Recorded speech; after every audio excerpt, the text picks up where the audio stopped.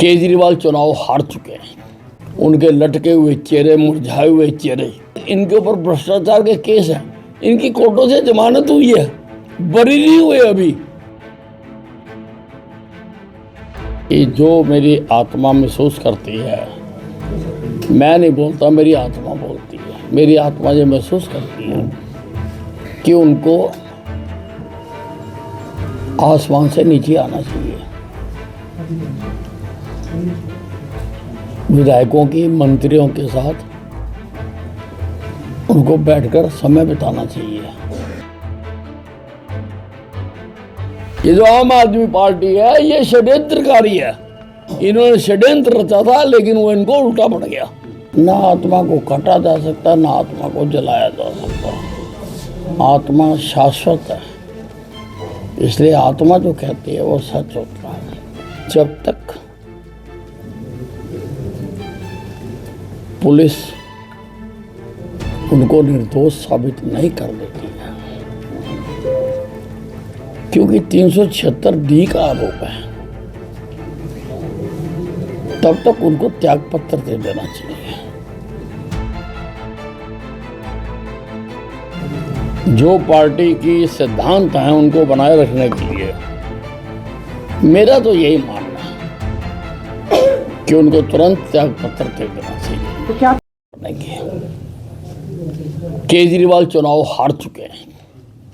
उनके लटके हुए चेहरे, मुरझाए हुए चेहरे इस बात को बता रहे हैं कि उन्होंने हार स्वीकार कर ली है और इनके ऊपर भ्रष्टाचार के केस हैं। ये भ्रष्टाचार मिटाने के नाम पर अन्य हजारा जी के आंदोलन में धोखे से पार्टी बनाकर वजूद में आए थे और अब इनके ऊपर भ्रष्टाचार के केस हैं। इनकी कोर्टों से जमानत हुई है, बरी नहीं हुए अभी। और भ्रष्टाचारियों को जनता कभी सत्ता नहीं सौंपती। पता नहीं सारी दिल्ली लूट के खा जाए फिर जाए। अभी बरी तो नहीं हुए ना। कितने मंत्रियों के ऊपर केस है। क्यों सोचा कि सौंपेगी दिल्ली की जनता इनको सत्ता? किसी भी हालत में नहीं सौंपेगी। पानी को लेकर भी विवाद छिड़ गया आपके दोनों में। पानी का तो षड्यंत्र इन्होंने रचा था। ये षड्यंत्रकारी है। ये जो आम आदमी पार्टी है, ये षड्यंत्रकारी है। इन्होंने षड्यंत्र रचा था, लेकिन वो इनको उल्टा पड़ गया। उल्टा पड़ गया इनको। पार्टी जो नेतृत्व है मोदी जी, अमित शाह, उन्होंने हरियाणा का एक सीएम को मतलब नायक सैनिक को हाँ जी, मोदी जी ने और अमित शाह ने हरियाणा के जो प्रतिनिधित्व नायक सैनिक को दिया। आप असंतुष्ट क्यों पार्टी नेतृत्व से? क्या कमी तो बताओ ना आप। किसमें है? आप अंतरात्मा की बात ये कहे जाते हैं कि अंतरात्मा की बात है। कमी क्या लगती है कि आपको ये चीजें कमी है? नहीं, कमियां हैं, मैंने बता दी ना। सर क्या कमियां महसूस बताएंगे, टाइम आएगा तो। बोलते हैं यहाँ से, मैं बोलता हूँ यहाँ से,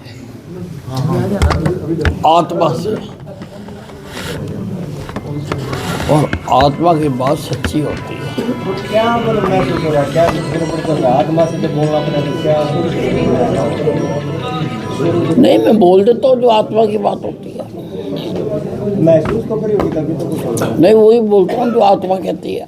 सर एक बार आत्मा की बात कहते हैं, 4 अधिकारी ट्रांसफर हो गए, कुछ सस्पेंड हो गए हैं, तो ये नैनम छिंदम शस्त्राणी नैनम दहती भाव का। ना आत्मा को काटा जा सकता, ना आत्मा को जलाया जा सकता। आत्मा शाश्वत है, इसलिए आत्मा जो कहती है वो सच होता है। अच्छा, बीजेपी के अभी नहीं सकता 100 दिन पूरे हो गए हैं, क्या कहना? 100 दिन पूरे होने पर सरकार क्या कैसे देती है? अरे 100 दिन हो गए, अच्छे हो गए 100 दिन, बढ़िया हो गया। सर आप लेकिन भूपेंद्र हुड्डा के आरोप लगा रहे हैं भ्रष्टाचार अपराध बढ़ा 100 दिनों में। 100 दिन में कांग्रेस अपना नेता नहीं चुन सकी। विपक्ष की भूमिका अदा नहीं कर सके। अब विपक्ष तो आरोप ही लगाएगा, विपक्ष किसी चीज़ को सराहेगा नहीं। मोहनलाल बड़ौली पर रेप के आरोप लगे हैं, आप किस तरह देखते हैं? नहीं, मैंने तो कहा है बिल्कुल आपने कहा। और बिल्कुल साफ कहा है मैंने तो कि आरोप लगे हैं। वो कह रहे हैं मैं निर्दोष हूं और जो उसमें विटनेस है वो भी कह रही है निर्दोष है। लेकिन जब तक पुलिस उनको निर्दोष साबित नहीं कर देती है, क्योंकि 376 डी का आरोप है, तब तक उनको त्याग पत्र दे देना चाहिए। क्योंकि जिसके ऊपर 376 का आरोप है वो किस प्रकार से महिलाओं की मीटिंग लेगा जाकर। अब हम ये तो कह नहीं सकते कि महिलाओं को बीजेपी से बैन कर दिया गया है। हम तो महिलाओं को अब 30% बढ़ा रहे हैं, और उसमें 376 का अध्यक्ष तो नहीं ले सकता। पर वो तो अपने पद पे लगातार बने लेकिन हुए हैं। पीड़िता तो सामने आई है, उसने तो आरोप लगाए हैं। तो मैं तो कह रहा हूं कि जब तक वो निर्दोष साबित ना हो जाएं, हमारे बड़े बड़े नेता हैं, उनके ऊपर आरोप लगे थे। अडवाणी जी के ऊपर किसी ने डायरी में नाम भी आया था कोई, उन्होंने त्याग पत्र दे दिया था। ये उनसे बड़े थोड़ा हैं, इनको त्याग पत्र देना चाहिए। तो क्या दिक्कत है सर, दे क्यों नहीं रहे? जब पार्टी का इतना, आप जैसे सीनियर लोग ही आरोप लगा रहे हैं कि भी उनको देना चाहिए। अगर किसी दूसरी पार्टी में ऐसा मामला देखो, होता तो पार्टी पूरी की बीजेपी पवित्रता हमला को बनाए रखने के लिए, जो पार्टी की सिद्धांत हैं उनको बनाए रखने के लिए मेरा तो यही मानना है कि उनको तुरंत त्याग पत्र दे देना चाहिए। तो क्या आपकी बात को मान्य नहीं किया जा रहा है? नहीं, अब माने ना माने वो अब आपकी सीएम साहब से कुछ नाराजगी चल रही है। आप कह रहे वो हेलीकॉप्टर में घूम रहे हैं प्रदेश में, नीचे उतर के बड़े तीखे बयान हैं आपके आजकल लगातार, और सोशल मीडिया पे सबसे ज्यादा ट्रेंड आप ही हैं आज।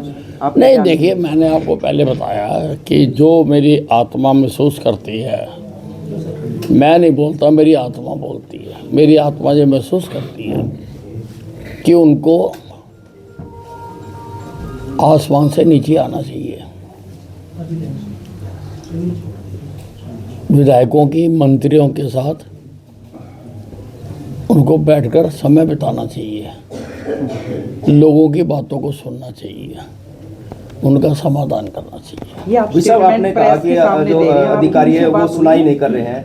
आज एक कांग्रेस के पूर्व अध्यक्ष हैं धर्मपाल मलिक, उन्होंने कहा कि दबंग मंत्री हैं, उनको इस्तीफा दे देना चाहिए, जब उनकी सुनता ही नहीं सरकार में कोई, वो मंत्री हैं। मैं इस्तीफा देने के लिए नहीं बनाऊं, इस्तीफे दिलवाने के लिए बनाऊं। परिवहन और बिजली विभाग के सुधार के लिए किस तरह कदम उठाए जा रहे हैं? क्या क्या नीति लेके आ रहे हैं? देखिए, परिवार में नई बसें लेके आ रहे हैं, एयर कंडीशन बसें लेके आ रहे हैं, शहरों के लिए इलेक्ट्रिक बसें लेके आ रहे हैं, बस स्टैंडों की हालत सुधार रहे हैं। काफ़ी तो मेरे बनने से ही सुधर गए, साफ सफाई हो गई सब जगह के ऊपर। वहाँ पर जो खाने पीने का सामान दिया जाता है, उसके लिए हमने अभी एज ए पायलट प्रोजेक्ट जो ये हमारा है खाने पीने का, क्या वो है, कंटेनर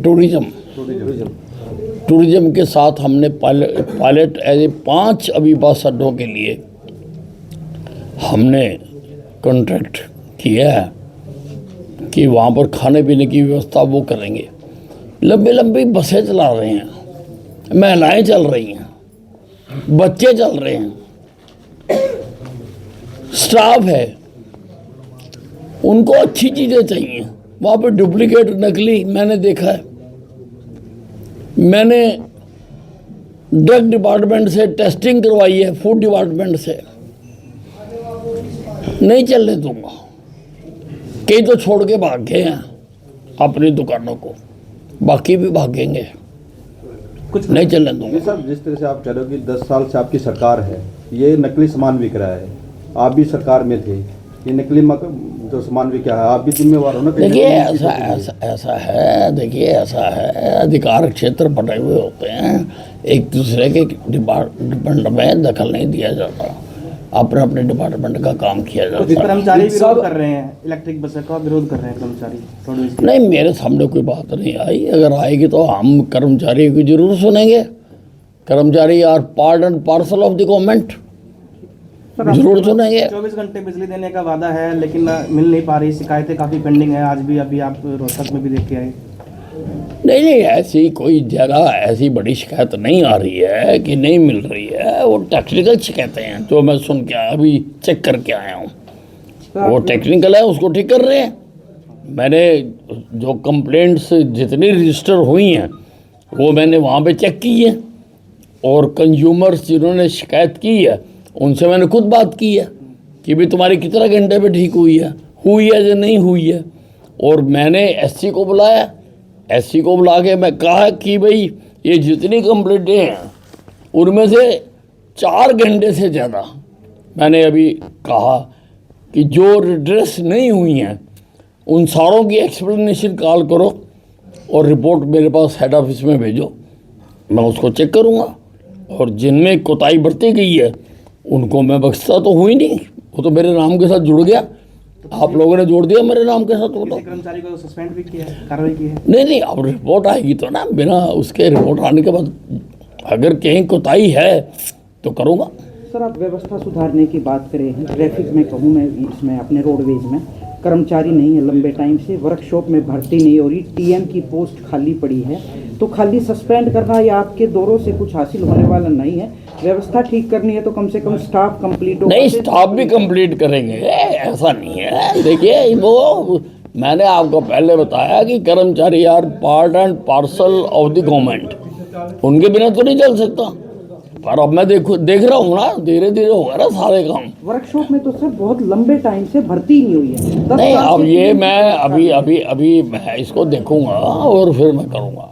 विद साहब, एक भरोसे की बात करते हैं, आप अधिकारी आपके उससे सस्पेंड नहीं हो रहे, आप जिस तरह की नाराजगी चल रही है, जनता कैसे भरोसा करे जब एक मंत्री ऐसा है महसूस करता है अपने आप को? तो इन चीज़ों को मैं ठीक कर रहा हूँ ना, मैं चुप तो नहीं बैठा ना चुप बैठूंगा। जनता का मैंडेट है, जनता का मैंडेट है काम करने के लिए, चुप नहीं बैठूंगा, उसके लिए आवाज़ उठाऊंगा और उठा रहा हूँ मैं आवाज़। चुप रहना भी उतना ही अपराध है। तो इसका मतलब जो और लोग चुप हैं, दिल्ली में चुनाव है, दिल्ली में 100%